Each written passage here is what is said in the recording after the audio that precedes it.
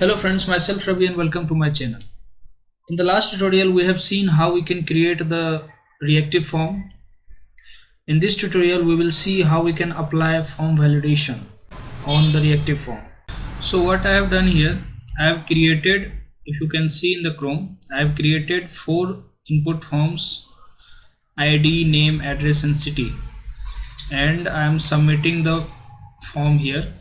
So if I give some input, let's give some ID as 1, name Ravi, address India, city Bangalore, right?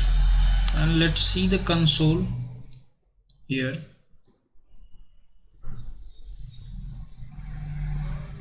If I click on submit, you can see one object is submitted, right?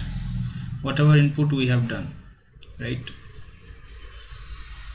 But if I remove this input field and then try to submit it, you can see this is submitted and it doesn't have value in ID and city, right?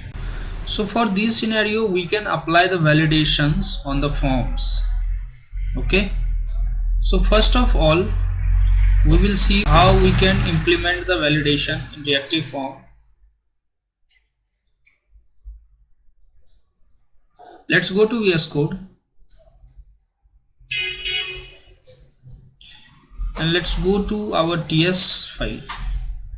You can see here we had created this instance of form group and we have initialized the form input with this empty string, right? Now let's apply a validation for all the fields which is required. Okay, so for that you must import validators from Angular form. I have already imported it. Now let's add this here. So let's add validators dot required, right? And let's add this to these 3.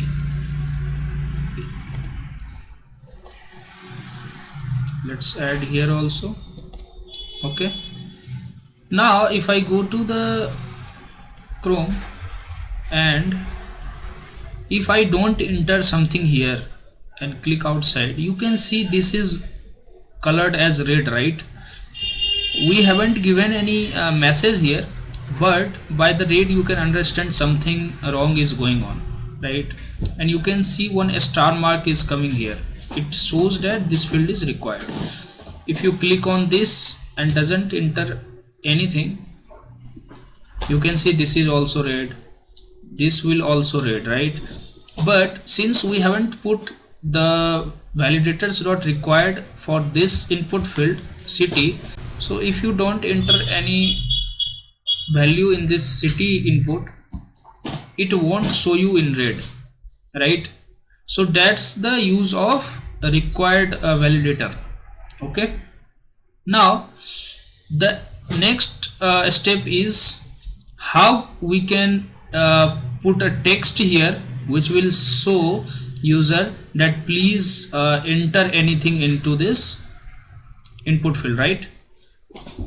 For that, let's go to our VS Code and let's add here also validators dot required. Okay, now here what we will do, we will create one function. Let's name it as handle error. Okay,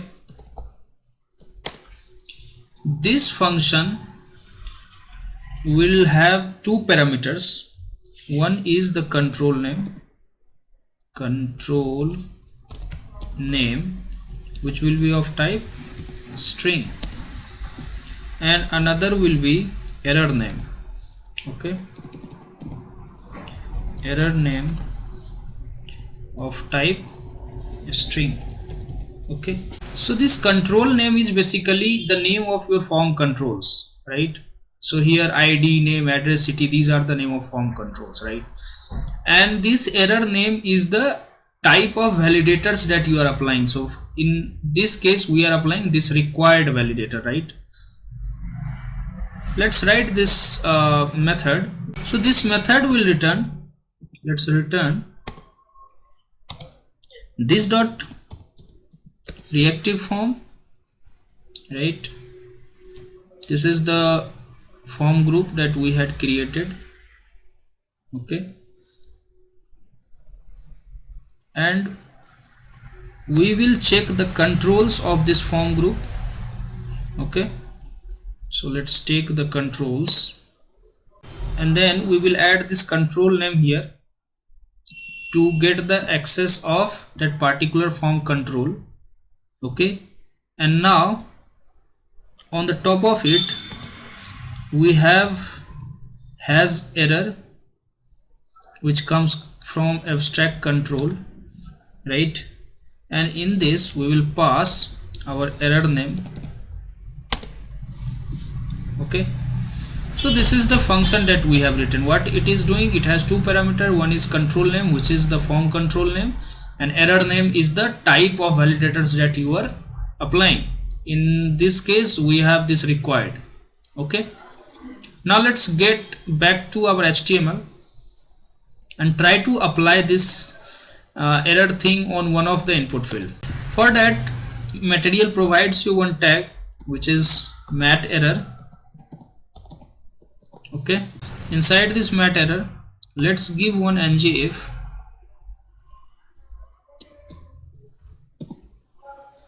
and let's give the condition. What we will do, we will call our function which is handle error, right? And inside this function we had to pass two parameters, right? So it will take two parameters. One is the name of form control, okay, and second is the type of validation that we want to check, right? So the form control name is ID here, okay. So let's pass this ID, and second is the type of validation. So we are checking here for required, okay. This thing we can apply for all the input fields, right? So let's add for all the input fields.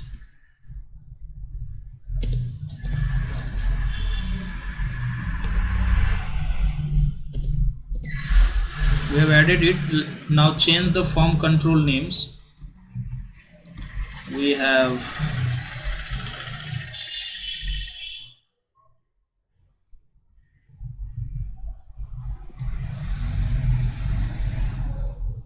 let's add address here, let's add name here,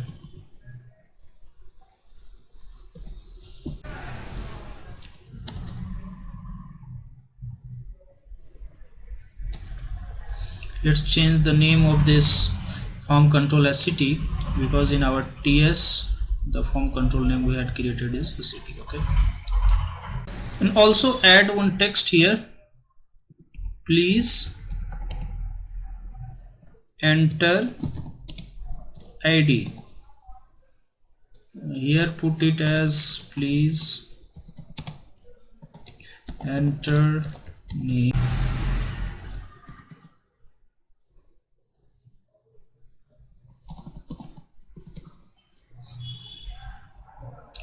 Add text as please enter name here, and then please enter address here, and then please enter city. So you have to add the text which you want to show when any validation is failing, okay. Let's add here please enter ID, okay. Let's go to our Chrome, and if I click on this ID and doesn't enter anything, you can see this validation is coming, right? Please enter ID. right? Again, if you click on name and enter anything, it will give you this text, please enter name, right? So this is the required validation that we have applied. Now what we can do, we can apply other validators also. Let's go to our TS. If you can see here on this form control, we have applied only validators not required. For applying the multiple validations, what we can do, we can put this validators not required into an array. Okay, so this will be the first validation, and into the array we can add multiple validators. So let's add one more validators dot max length, and let's give it as, let's say 10. Okay, and also let's go to our HTML, just copy the same thing.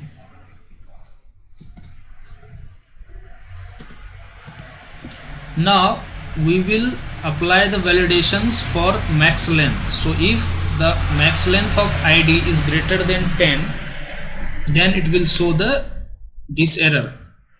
What it will show? Let's enter this text as exceeded limit, right? And here, instead of required, let's add the max length. Okay, so this is the type of validators that we are applying.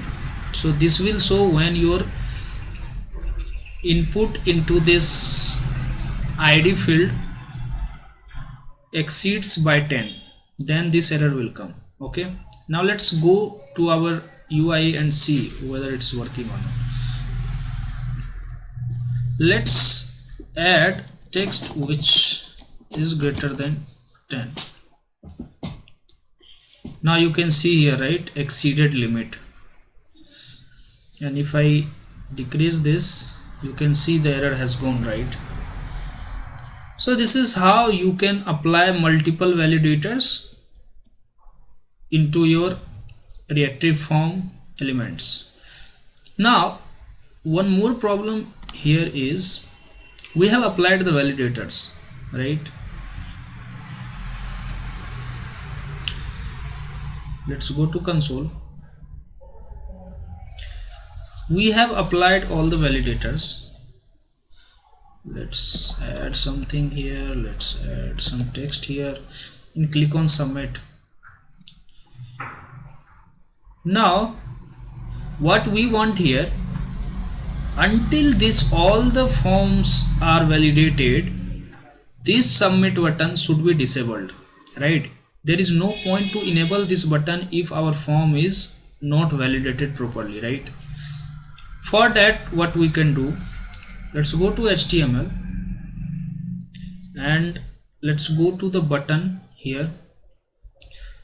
Here what we can do, we can add one property which is disabled. Okay, so when this button will be disabled, when the reactive form, which is the name of our form group, if you remember, this dot valid, okay, and put not here. So if this reactive form is invalid, disable this button, right? If you can see here, right now this button is disabled here. If I add something here, text, until all the form controls are properly validated, you can see this button is enabled right now. Okay, if you click on it, it will submit the form, right? So that's how you apply form validations on Angular forms. In the next tutorial, we will see how we can submit the form and make a post request to save the data. That's it for this video. If you haven't subscribed my channel, please do subscribe my channel to get more updates. Thanks and have a nice day.